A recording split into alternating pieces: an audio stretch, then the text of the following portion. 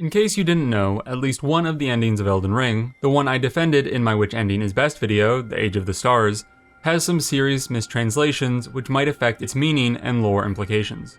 An article released 2 weeks ago from Frontline JP that claimed the dialogue spoken by Ranni in the ending, along with her final voice lines at her rise, were mistranslations. There were a few videos released reporting on the article, and I've gotten an unending stream of comments just letting me know that actually the ending was mistranslated whenever it comes up in one of my videos. So in this video, I want to talk about the mistranslations and what they mean for the lore and our understanding of the ending. First, I haven't discussed the mistranslations yet because I was working on other videos and because I wanted to verify the potential mistranslations before I mindlessly reported on them. Fortunately, I have two genuine native Japanese speaking friends who were nice enough to take some time to review the article and the mistranslation claims. They have both confirmed that the article is pretty much correct, and the English text and voice lines are basically mistranslations. The main thrust of difference between the English and the original Japanese is that the English is both more obscure and contorts a lot of the Japanese meaning. I already explained the English in my previous video, so I'll just summarize the Japanese here. Unlike the English, the Japanese ending dialogue says that the chill night is not beginning, but will be kept far away. And the journey of loneliness on the dark path is a personal one for Ranni, and maybe us as the Tarnished as well, to go on to keep the night far away, not one that everyone will be going on. The dialogue in Ranni's room explains this more. The Order is what Ranni wants to keep far away. She may think that it is impossible to destroy the Order without also destroying lives and souls.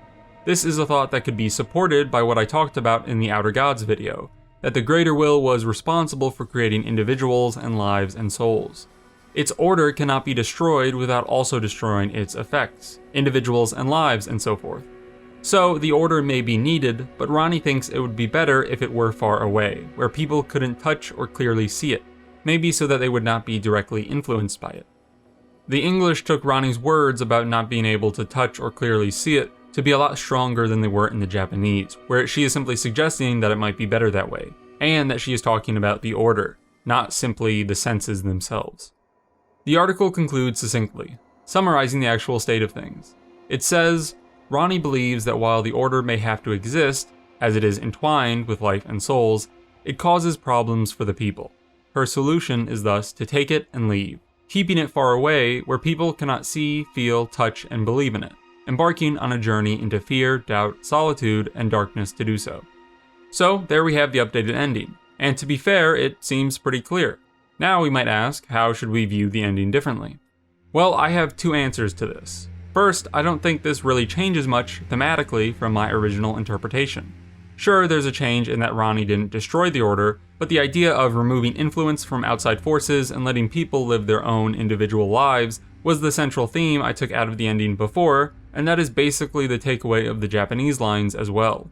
I know a good amount of people took the ending in English to be pretty ominous, but this should probably put those fears to rest. This really only strengthens my previous case that the Age of the Stars ending is the best one, giving freedom and individuality to people by taking an actually meaningful action to change the current status quo. Obviously, this is still my previous line of argumentation, so if you haven't seen my Which Ending is Best video, that will explain things in more detail, even though that's working off of mistranslations. But, as I said, it doesn't seem like the mistranslations change the theme very much, at least from what I took from it before. My second answer to how this should impact our view of the ending is basically, I don't care. The version of the game that essentially every English player plays is the one with the mistranslations. Mistranslations that got all the way from dialogue and descriptions to the actual voice lines of dialogue. I remind you that the English voice lines are the only voice lines recorded for Elden Ring. There are no original voiced Japanese lines. The dialogue is English only. I mean, yeah, it's cool to see what was actually intended by FromSoft, and it does seem to be more straightforward and make easier sense. But also, my experience with the game is with the descriptions I read and the dialogue I hear. The tones and themes still shone through the same, at least they did to me, and that is really the most important part. It's also a part that oftentimes does not really need deep lore speculation to reach. So yeah, I don't care that much about the mistranslations. It's cool to get the original text, but the game in English has become a bit of its own beast, and players will treat it as such, at least until FromSoft decides to fix the mistranslations, which I'd say has about a 0.1% chance of happening. This might be a very unusual case of death of the author. For better or for worse, the English game stands on its own, and I think that's at least neutral since the themes read similarly to me, so really, I don't think it's something to sweat that much. Yeah, it might be mistranslated, but the story and its culmination still stand in the same place, in all their lore-based splendor. And Ranni 2 still remains based.